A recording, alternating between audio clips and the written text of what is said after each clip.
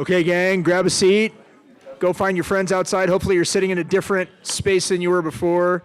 Different perspective in the room. All those bad kids in the back of the classroom, I see you up there. I see you hiding in the last row. That's okay. Well, we're going to make one more call out there in the hallway to get people in, and then we'll get started.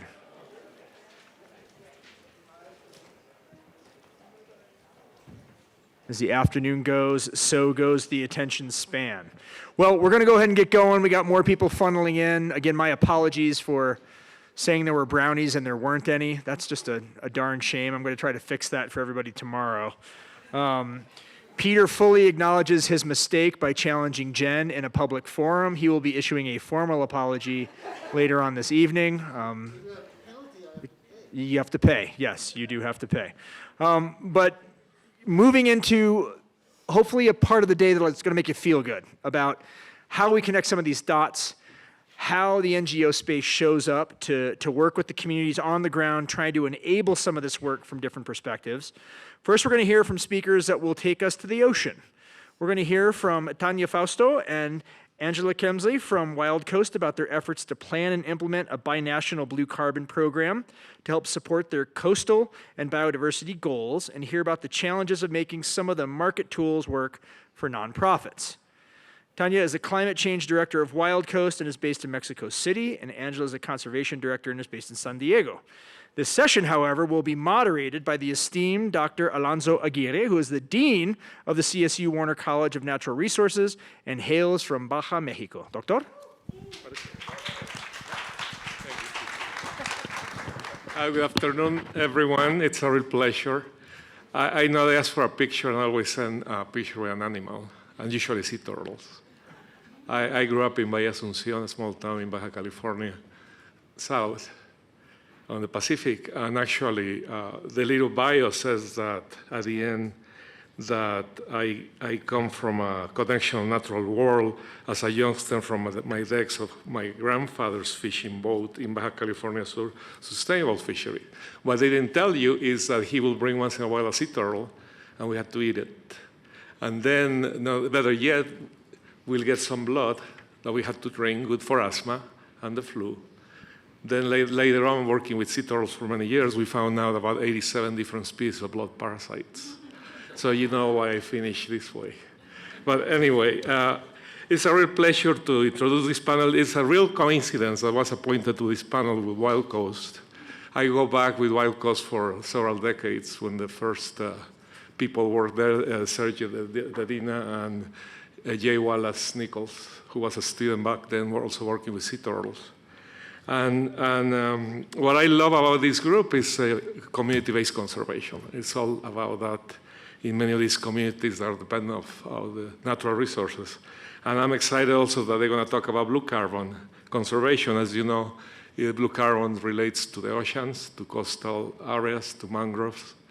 Mangroves are very important. The problem is that mangroves are not considered forests, and therefore they are not allowed to compete with international funds for many agencies to be protected.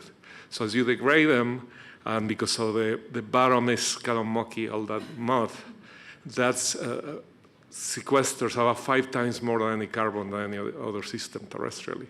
So very important for that carbon sink. I will start just introducing our speakers. Tannia Frausto. Tannia is from Mexico City and has been with WILDCOAST since 2013 and is currently the manager of climate change. She works on the conservation of mangroves as a natural solution to climate change. She has a master's degree in marine ecology from CICESE. That's a scientific research higher education center in Ensenada, Baja. And Angela Kemsley is a conservation director of WILDCOAST based in San Diego. As you know, it's a binational institution or NGO, having headquarters in both countries. And Angela manages the WILDCOAST Natural Climate Solutions Program in California, leading blue carbon ecosystem restoration, carbon sequestration studies, and climate action planning. She joined WILDCOAST Marine Protected Area MPA team in 2017. So they're going to stand up, like to walk the podium, and they're going to alternate the discussion. They have 20 minutes, and then we open the forum for questions. Thank you. Thank you, Alonso. Muchas gracias. Okay, first, thank you to Salazar Center and the Colorado State University for the invitation and the opportunity to share WILDCOAST experience working on blue carbon ecosystem conservation in Mexico and United States. Next one, please. Okay, first I'm going to talk a little bit about WILDCOAST. Our mission is the conservation of coastal and marine ecosystem and address climate change through natural solution. And how we achieve our mission is to establish and manage protect areas, protect and restore blue carbon ecosystem, and partner with local communities, government, and the private sector. Right now, WILDCOAST has 26 staff members, and we are located in Mexico and California. And we have the privilege of work in the most amazing part of the planet, like marine protected areas in California, coral reef in the coast of Mexico, sea turtle nesting beaches in Oaxaca, and wildlands along all Baja Peninsula. Yeah, so WILDCOAST does ecosystem-based conservation like the ecosystems that Tannia just mentioned, as well as, of course, our blue carbon ecosystems. So blue carbon is carbon that's sequestered and stored in coastal and marine ecosystems like mangrove forests, seagrasses, and salt marshes, and potentially kelp forest data to come on that. What's special about blue carbon ecosystems is in terrestrial ecosystems, that carbon is usually stored in the woody tissue of plants. So then when the plants die and they decompose, the carbon can be released back into the atmosphere. In blue carbon ecosystems, in these plants, they have these really intricate root systems. So a lot of that carbon is actually stored in the surrounding soil, and that soil is usually wet. So the plants decompose at a much slower rate. And so the carbon can actually be stored in that soil for millennia if it's left undisturbed. This leads our blue carbon plants and our blue carbon ecosystems to be carbon storing superpowers, and they can actually store up to about 5 times more than terrestrial ecosystems. They have a host of co-benefits, including being habitat for important species like birds and fish. They filter out pollutants, they buffer against storm surge and sea level rise, they provide recreational opportunities, and a lot of other ecosystem services that humans rely on. And WILDCOAST sees blue carbon ecosystems not just as an opportunity. We hear a lot about carbon markets that Tanya's going to talk about, not just as an opportunity for carbon markets, but really as the leading opportunity for a nature-based solution. And so we've developed a whole strategy around that that really focuses on conservation and restoration. Yeah, like Angie said, in 2016, WILDCOAST started to explore carbon market like a financial tool to support our conservation activities.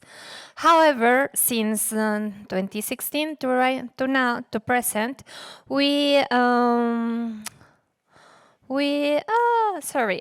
realized, thank you, that maybe the carbon market. It wasn't the best tool that worked for conservation projects. And that is why. The main reason, at least for the project in San Diego, it was because actually that project is receiving funding from the California Cap and Trade market. So for that reason, right now, that project, it wasn't eligible to participate in another kind of carbon market, like the voluntary carbon market. And in the case of Mexico, and our projects in Mexico are focused on mangrove conservation and restoration, the first challenge, or the first condition,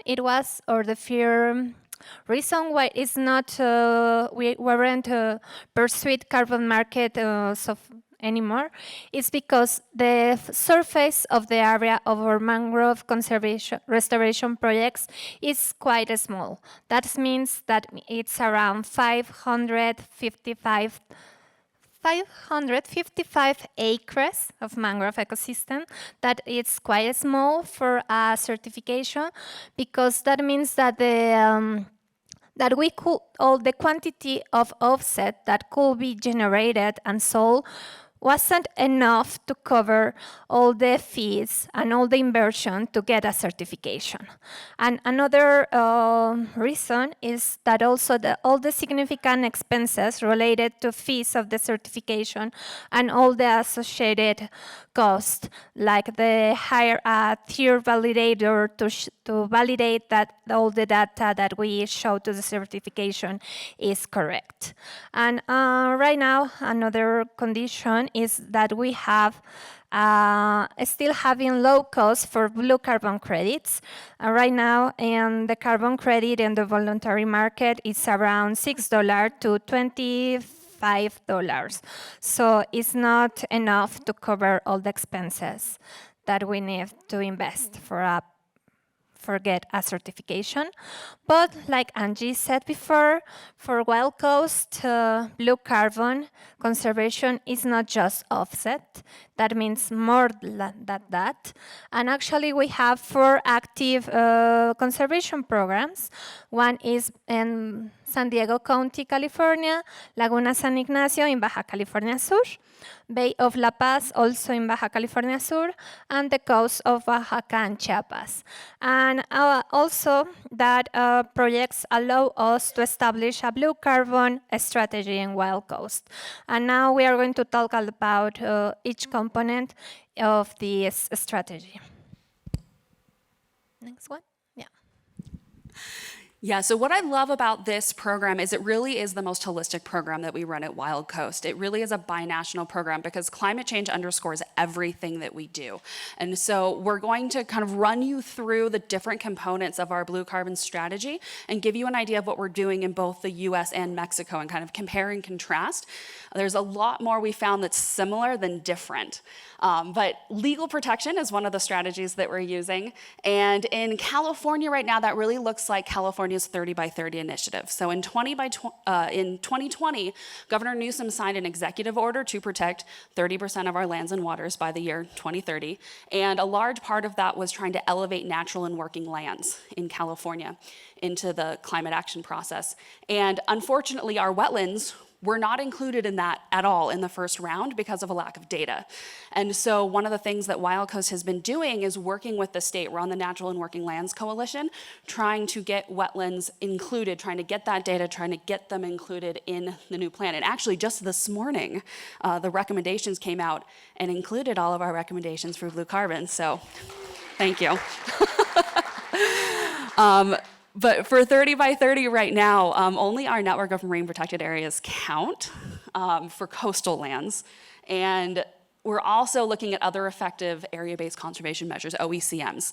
But when our MPA network was set up, blue carbon was not a consideration for that.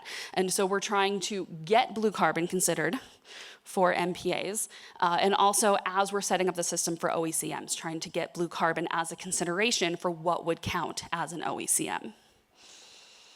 And talking about legal protection in Mexico, we have been working with the National Commission of Natural Protected Area to promote the legal conservation of wetlands, implementing a legal tool called Federal Conservation Concession.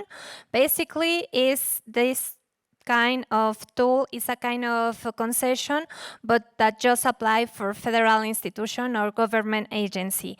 And right now, that tool has allowed us to protect around 8,455 acres of mangrove ecosystem, at least in the Gulf of California. And then for restoration, in California, California has lost about 90% of its historic wetlands. And so like when we're talking about carbon markets and we're doing all of the math and we come out to, well, it would be worth it if we can do about 10,000 acres.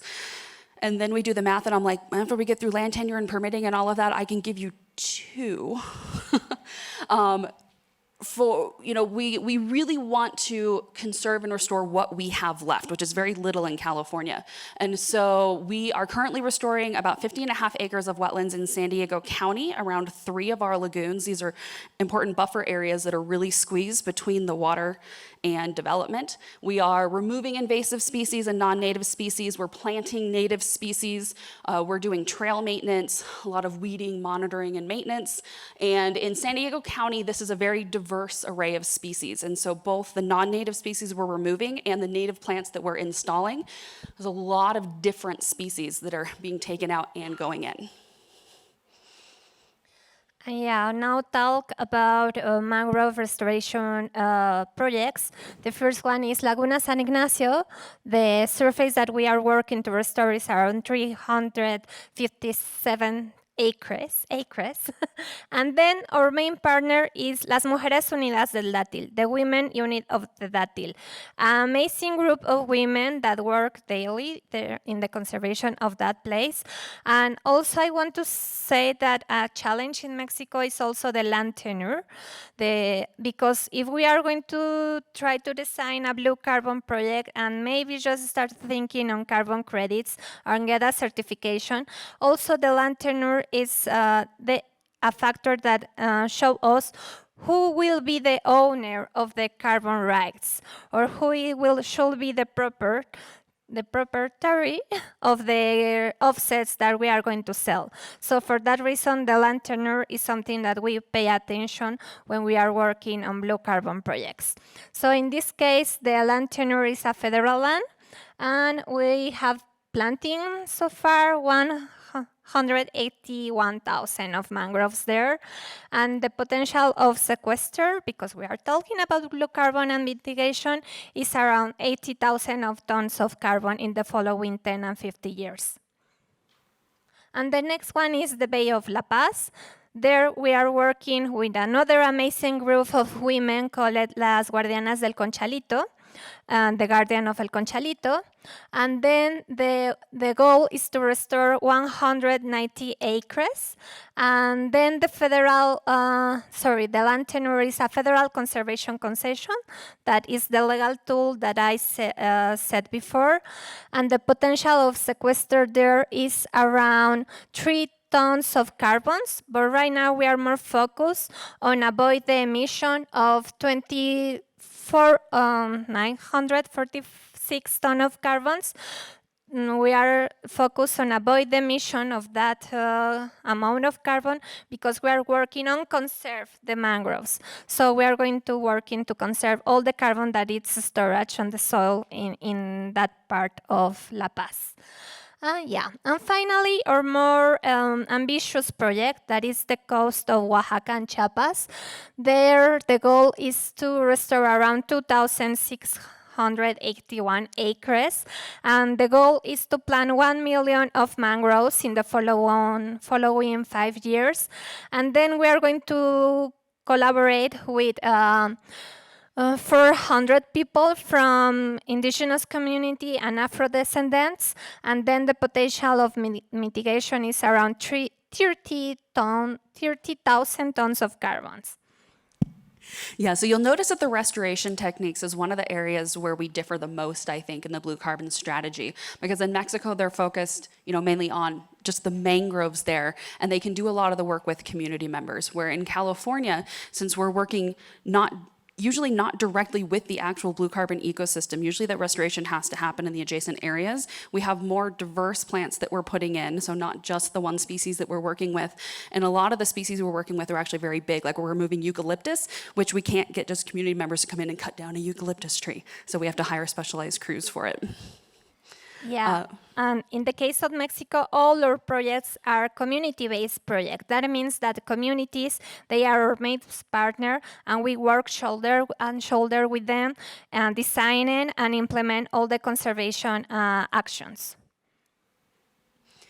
Now, Tannia mentioned land tenure is something that's really important in Mexico. It's also very important in California and very interesting in California because around even the same lagoon where we're working, we can have municipal lands, we can have state lands, we can have federal lands, we can have private lands, we can have different levels of protection, like it can be an ecological reserve, it can also be a marine protected area, it could also have different protections, and sometimes they overlap in the same area. So land tenure is something that's very important to us, and sometimes they don't even know who all has overlapping land tenure. So part of what WILDCOAST does is try to coordinate all of the different owners and managers of those areas. And in terms of our marine protected areas, where a lot of our blue carbon ecosystems are located, that's managed by the California Department of Fish and Wildlife, who has very, very limited capacity. Like in San Diego, our wardens have jurisdiction all the way from the desert to a couple miles off the coast, so they can literally be 5 hours away, if we call them.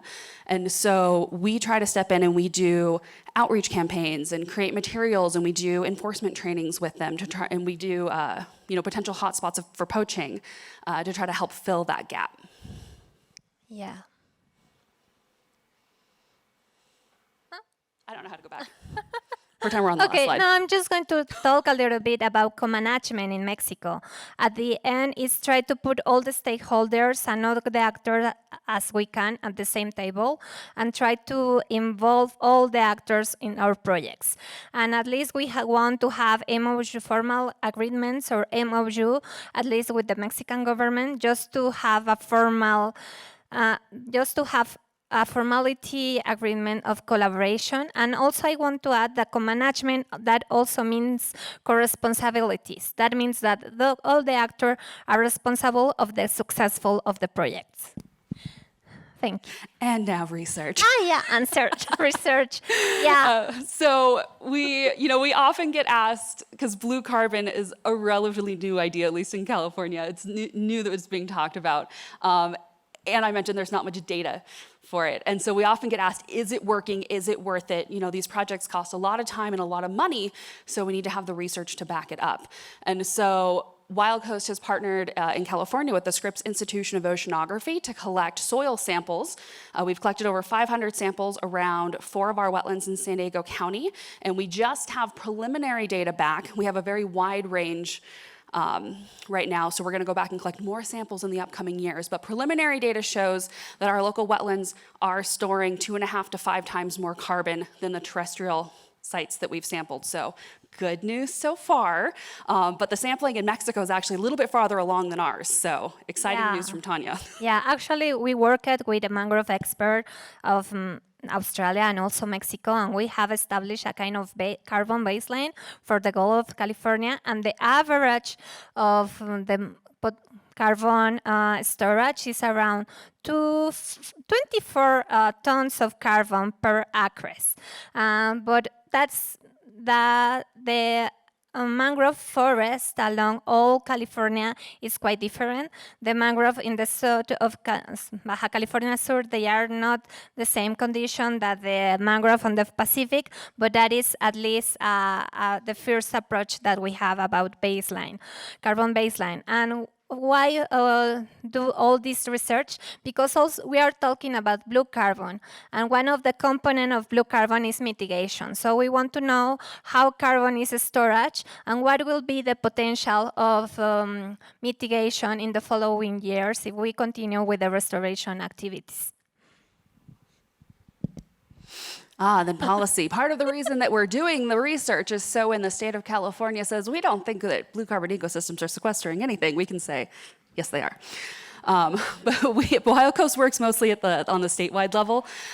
We worked on a couple of bills. There was one recently to allow the Coastal Commission to require blue carbon demonstration projects for permits that would impact the coastal zone. We also attend California Oceans Day, where we have about 100 people who descend on the Capitol to talk about ocean agenda with dozens of decision makers, and hopefully more to come. This is a new thing, but we actually had a couple of decision makers who knew what blue carbon was this year, so exciting things.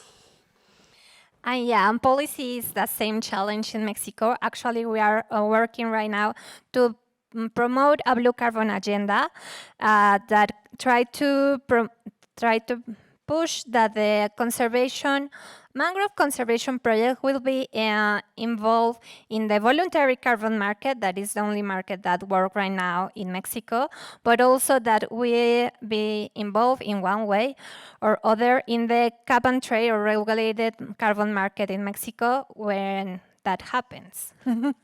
Yeah. And communication. I think that is, for me, the most fun component of all our work, because that allows us the opportunity to share what blue carbon means. And in our case, we use a famous luchador, El Hijo del Santo. He's one of our main speakers, and he helped us to share what blue carbon means, and also why it's important to conserve these blue carbon ecosystems. And that was a campaign, and we have used all social medias, but also traditional media like TV programs or like radio. And we have engaged around 30 millions of people in Mexico and California. And the only way I can get close to being that cool is I got to meet Rosario Dawson, who plays Ahsoka Tano in the new Star Wars series. So.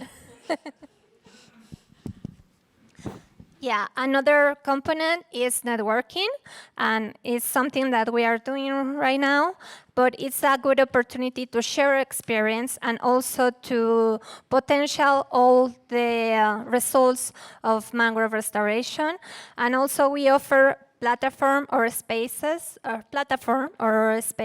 to share the knowledge and share the work. Actually, we have coordinated 3 blue carbon forums. The last one happened on last April, and it was the first Binational Blue Carbon Forum, because like Angie said, we identified that we have more challenge in common than in differences. And finally, WILDCOAST also leads some workshops, some networking, The first one is Blue Carbon Collaborative. Yeah, the Blue Carbon Collaborative is based out of California, but we have an international audience. We convene groups of stakeholders mostly doing on-the-ground implementing blue carbon projects. You can check out our website, bluecarboncollaborative.org. We're just scheduling upcoming meetings for 2024.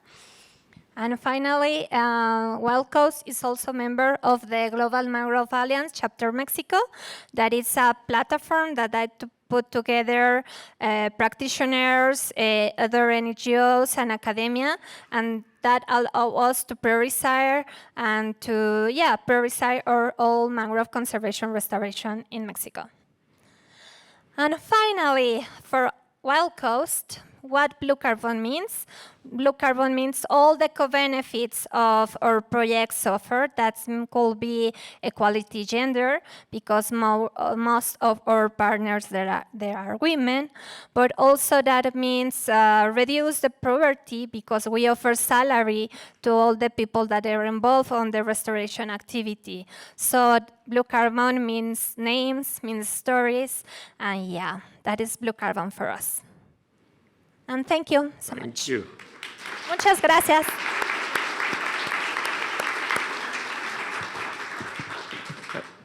We can develop a few questions here, but I'm going to start with the ones that came through the little tablet. From Citlali, it'll be great to hear more about your approach to work with OMECs.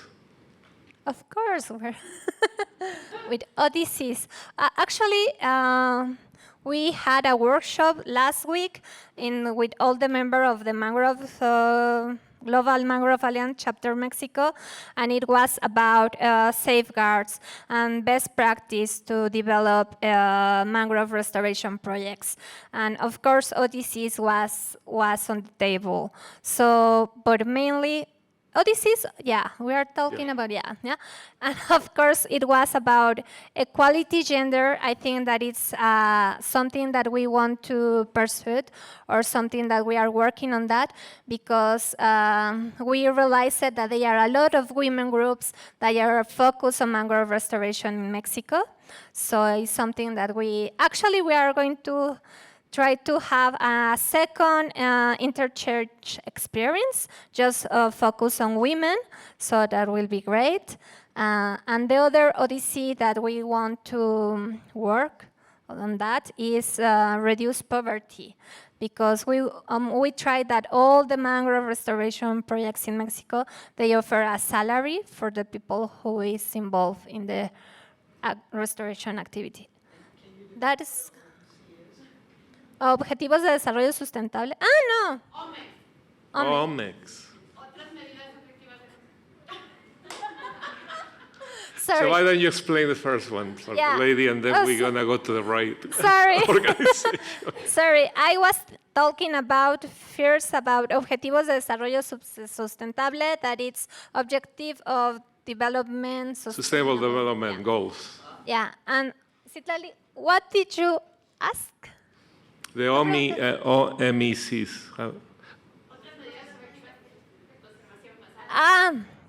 Yeah, a de veces. Thank you, sorry. Okay, we need to be very creative when we are talking about conservation. We also need to start to think out of the box. So when we realized that get natural protected area, it was a big challenge, we decided to promote another tools of conservation, like federal conservation concession. So it's another legal tool that we working on that. And talking about ADVCs, actually, at least WILDCOAST, we don't have ADVCs that with mangrove surface inside. And just to ADVC, what it means is áreas destinadas voluntariamente a la conservación. That means area voluntary area for conservation in Spanish. And it's also a legal tool that WILDCOAST works with that, but for wildlands, in the coast of Baja Sur, but not with mangroves right now. And actually, I don't know if there are any project in Mexico with ADVCs with mangrove surface. Thank you. Yeah. Angie, what are the remaining data needs for incorporating kelp ecosystems into blue carbon work? What are the remaining needs for incorporating kelp? Incorporating kelp, yes. Kelp More ecosystems. data. So the basic idea of what counts as a blue carbon ecosystem is they have to be able to store a certain amount of carbon and keep it stored for a certain amount of time. What those exact numbers are is being discussed, but the data doesn't exist for kelp yet. And so we suspect that kelp will probably count once those numbers come in. But the first step of that is we're actually working with Coastal Quest to convene a group of scientists, hopefully next spring, and get them to answer those questions. Like, what is it? Like, what are those numbers? Like, they have to store this amount of carbon for this amount of time. And then also we're getting a bunch of kelp researchers together to put all of their data in the same place and to take a look at it to see if they're going to meet those thresholds. Do you have plans to expand your blue carbon work into other communities? Yes. If you want to sponsor our work, of course. Yeah, yeah, but also I just want to say that for us networking, it's a good way to expand our work because we are challenge knowledge. We are sharing also when it's available to design. Okay, I have a grant or money for do that, and we contact another organization that have money for another thing. So I think that it's a way to expand our blue carbon work. Yeah, and Tannia mentioned funding, which is an important aspect of all of this, right? Because we can't do any of it without the funding. And I think a lot of us know that it's harder to get funding for planning projects. Everybody wants to see the implementation, like the on the ground, the quick. 2 years from now, we're going to accomplish this beautiful list of things and have great pictures, and we're going to call it a day and hope that it's successful for however long. But we have to do that planning part first. And so the challenge was just getting it started, like especially in California, since it's so new, just getting it started and getting basically the proof that it would work before we could get the funding to do large scale projects. So we're right at that point now where we've successfully done the planning and the first implementation phase in 2 wetlands in San Diego County. And now that we have that and we can show and look, it worked, now we're starting to see more success in getting funding to expand into other areas. And I just want to add that thinking about funding, another challenge is thinking in long term. It's hard to find a sponsor, a funder that is available to funding the project for 10 or 15 years. And like ecologists, we know that a successful of a restoration project, it should be 10 years and 15 years in order to get truly results. Yeah, I had a funder contact me, and they're like, when will the project be completely done? And I'm like, never. And I always like to joke, like there's always that question on your like final grant report that's like, and how are you going to make the project sustainable beyond the end of the grant? And I'm like, I'm going to ask you for more money. Thank you. We have a couple more questions in 5 minutes. So, are you worried that sea levels will rise faster than your ability to implement blue carbon projects Yes. and their benefits? Why? Yes, and I think that is, I don't know, is this the same phrase here in English, like the pink elephant, that is something that everybody know that is something that is going to happen, but we try to avoid to talk about that, no? The elephant in the room. Yeah, elephant in the room. Okay, yeah. And I think that it's that the sea level rise is something that affect all conversation about blue carbon, not just blue carbon, about climate change. And what the thing that we could do, the best thing that we can do is a good planning, you know? It's like, okay, we are going to do all the studies, we are going to do a projection, and that is the best thing that we could do. Since we are planning the project, consider sea level rise. Yeah, and we actually just got a pretty decent sea level rise calculator for the state of California that includes most of our wetlands. And so we're able now to go in and to see what we expect sea level rise to be under different scenarios into the future.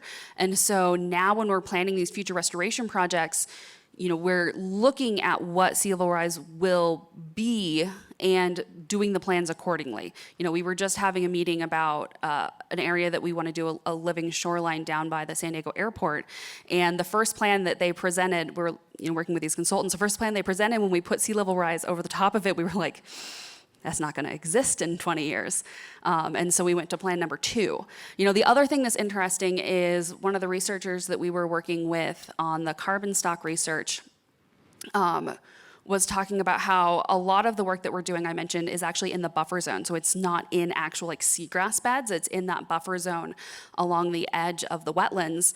And so the hope is then, since, you know, in San Diego, we have development right up next to it. Like there's no room for upland migration in San Diego. But if the wetland does get squeezed out and the water level rises, it's gonna do so quickly that hopefully then the seagrass can just move up and take over some of that carbon storage. So it's not ideal, but it would work. Yeah, and I just want to add that for a lot of reasons, I think that blue carbon is one of the best natural-based solution. It's because blue carbon have 2 components, mitigation and adaptation.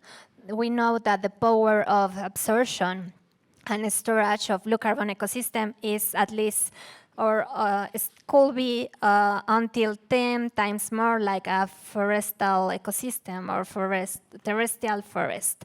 But also all the ecosystem services that all these blue carbon offer in order to protect the coastline, that also reduce the risk to the sea level rise.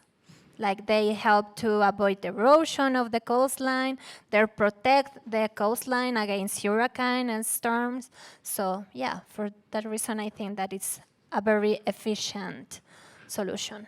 Another question related to climate change is, are you using the future climate scenarios as part of your selection of sites, management, looking at how you select your sites to work on these ends, I guess?